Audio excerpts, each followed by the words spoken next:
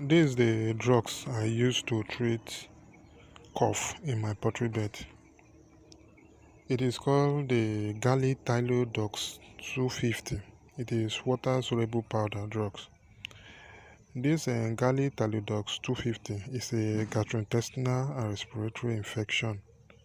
It can be used to cure respiratory and gastrointestinal infection caused by tylosin and doxycycline sensitive microorganisms like Bordetella, Campylobacter, Chlamydia, E. coli, Haemophilus, Mycoplasma, Pasteurella, Rickettsia, Salmonella, Staphylococcus, Streptococcus, and Trypanomia sp in calves, goats, sheep, swine, and in poultry bed.